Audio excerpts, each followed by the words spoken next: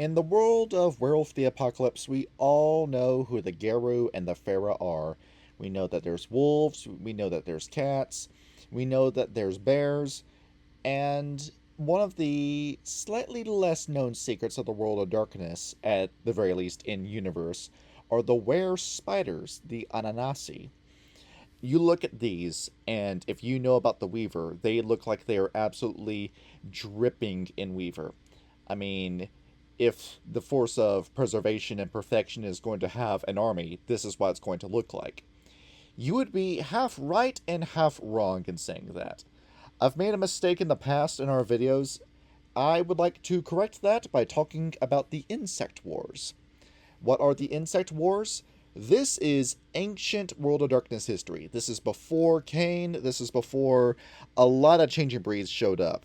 Let's begin the story. In the early years of Gaia, the Wild, the Weaver, and the Wyrm didn't necessarily get along.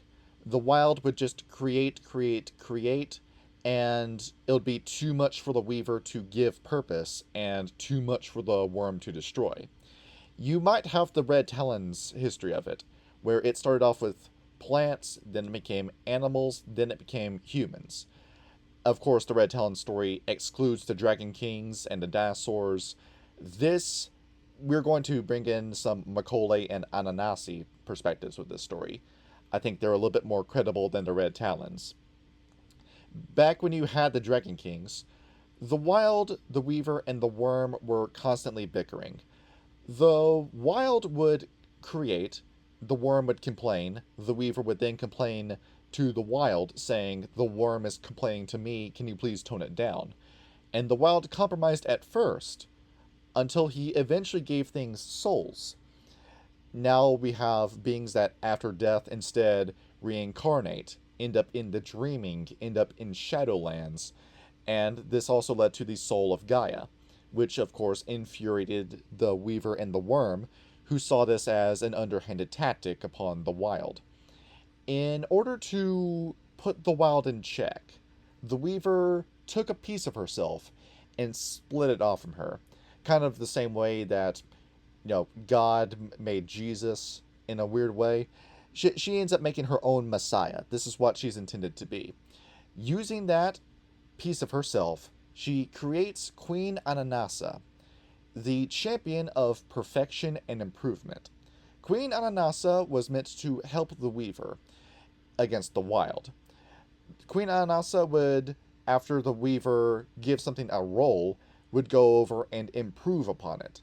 Let's try to get the Wild a little bit more in check. If the Wild is going to make souls, fine, we'll play along with the soul game, but we're not going to let the Wild entirely get his way. Now, here's where the story splits. Queen Ananasa, instead of only ever listening to the Weaver, began talking to the Wild. This infuriated the Weaver. The Weaver, in her jealousy, attacked the Wild, but the Wild being the Wild, he's constantly changing forms. He never stays one form for, well, as long as it takes for you to blink. It became impossible to bind the Wild. While that fight was going on, the Wyrm approached Queen Ananasa and looked and said, the Weaver and the Wild keep saying I. Nobody ever talks about the Wyrm. Nobody cares about me. Everyone gets to create and give purpose to things. I'm stuck destroying. Life is terrible for me. Queen Ananasa looks at the Wyrm and says, "I've got a little piece of wild in my hand. Would you like to create something with me?" And for the first time in his existence, the Wyrm gets to create something alongside Queen Ananasa. Now, this is a little bit strange. Why is the cosmic force of destruction creating something? Well, we're going to talk about the purpose of what the two created.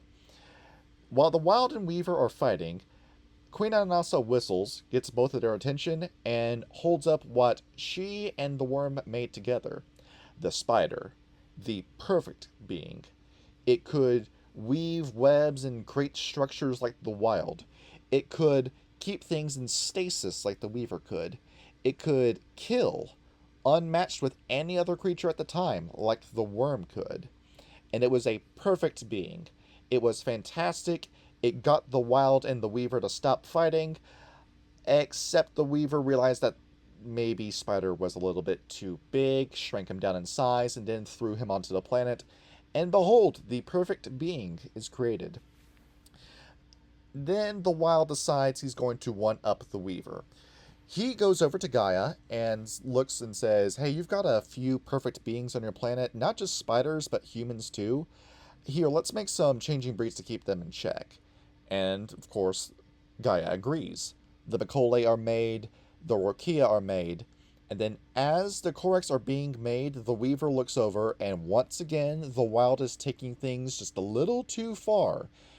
I mean, the Wild didn't ask the Weaver and the Wyrm if it was okay to make a changing breed. So the Weaver looks at what is the other, say, superior species around this time. This was around the same period of Earth history where there was a lot of oxygen in the air and insects were huge. So that will be my changing breed, thought the Weaver. She looked down at all the insects: dragonflies, mantis, hornets, butterflies, worms, and she used those and created her perfect changing breed, the Wereinsects. And they were all perfect minions of Gaia. She looked at them and said, "You will go out and you will conquer the world in my name. You will go out, usurp the Makole, usurp the Rorkia, prevent the Wild from getting any more legs up on me. I'm sick of playing second fiddle to the Wild. It's my time to shine." The moths were the only insect to protest to what the Weaver was saying. The Weaver responded by immediately smiting every single weremoth off the planet. Queen Ananasa saw this and became worried. She realized that her creator, the Weaver, was about to dominate all of existence, and if she got her way with the Wereinsects, there would be nothing to stop her. Queen Ananasa quickly created her own changing breed, the Ananasi, the were spider. She took her perfect creation and made it even better. With the brain and reasoning of a human, the body of a human, now we have a true ultimate predator. And these would be the people that would save the world from the Weaver and the Wereinsects. The insect wars were launched, and the Ananasi set out and terminated every single one of the Wereinsects. All the Wereinsects had the personalities of drones, the direct minions of the Weaver. The Ananasi struck them down with prejudice. Every single one of them had to die if the world was going to be saved. This includes monstrosities like the were mantis. Imagine the giant bladed arms of what that thing's Kronos form could have looked like, or even the were beetle with its incredible strength and incredible durability. The early version of the were cockroach, not the ones that the Samsa created by Pentex, no, the original were cockroach, and every single insect that could have fought against them. I hate to imagine what a were dragonfly would look like. Why didn't the Weaver stop this? Well, because the Weaver was busy with the Wyrm. The Weaver had a plan. In order to get back at the Wild, she was going to go after the Wyrm first. If the Wyrm was out of her way, nobody's monopolizing Queen Ananasa anymore. The Wild is keeping his distance. The Wyrm is the only other person who talks to her child, so to speak. And if the Wyrm is out of the way, that's one less obstacle that could stand in her way in her future endeavors against the Wild.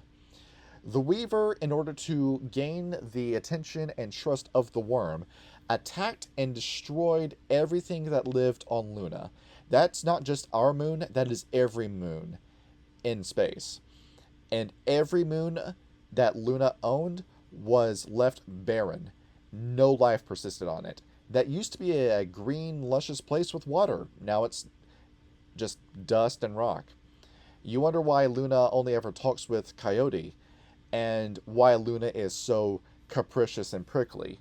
The Weaver ruined her life. The Wyrm looked at the Weaver and was greatly impressed, saying, "Finally, you're seeing things my way. Would you like to talk more about destruction?" The Weaver said, "Yes. If you could come by my place around this time." The Weaver invites the Wyrm into her lair. And this is the book's words, not mine.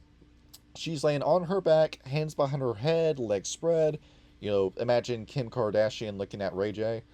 The worm is about to make his move, only to realize that he just stepped into a web. He tries moving again, there's another web, and there's another web.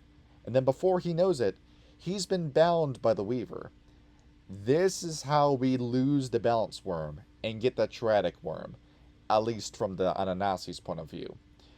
But while the Weaver was binding the worm, she didn't notice what Queen Ananasa was doing with the Ananasi. When she realized that the Wereinsects were destroyed, she vowed revenge against Queen Ananasa, and Queen Ananasa went into hiding for thousands of years until the Weaver eventually found her. Using her powers of preservation, she froze Queen Ananasa in a giant prison of amber and left her in her realm until the Triadic worm managed to invade, get their hands on Queen Ananasa, and they drug her all the way down into Malpheus. Wonderful. The Ananasi looked and saw that their creator had been taken into what may as well be hell, and formed a plan to free her. They were going to use the Corax as a middleman. They approached the Corax, in Hamid form of course, they couldn't allow the Corax to know that they existed, spoke with the Corax and said, "We heard that there's an artifact in Malpheus called the Heart of the Wyrm. If you get your hands on that, that could kill the worm." The Corax, being the bitches of the Garou, told the Garou about this, and if I were to guess on what tribes attended this, it would be the Fianna, Geta Fenris, definitely the White Howlers, the Silverfangs, maybe the Shadow Lords, maybe the Red Talons. They all gathered around the massive hellhole that is Scotland, and jumped into it, invading Malpheus. They, of course, found where Queen Ananasa was in the middle of the Labyrinth Obscura. When you've got that many werewolves invading Malpheus at the same time, the full force of the worm isn't going to stop you. They attacked the alleged Heart of the Worm, and it only cracked. And then they realized, wait a minute, this is just amber with a woman inside of it. The Corax don't know what they're talking about. They all left Malpheus, gave the Corax an earful, and when the Corax tried saying, "Oh no, it was that person who told us," the Ananasi were nowhere to be seen. And this is where the Ananasi sit today.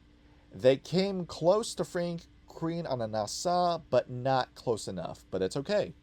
That small crack that was made in her prison, Queen Ananasa can speak through that.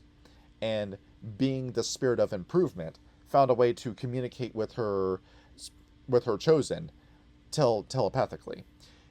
In their cairns of the Ananasi, they can hear the voice of Queen Ananasa, and she gives them orders. She has a plan on how to redeem the worm and redeem the Weaver, and bring balance back to the wild. But what is that plan? We may never know, and that is for you to decide in your chronicles. This is Johnny with Galliard Group, and I hope you enjoyed this bit of lore.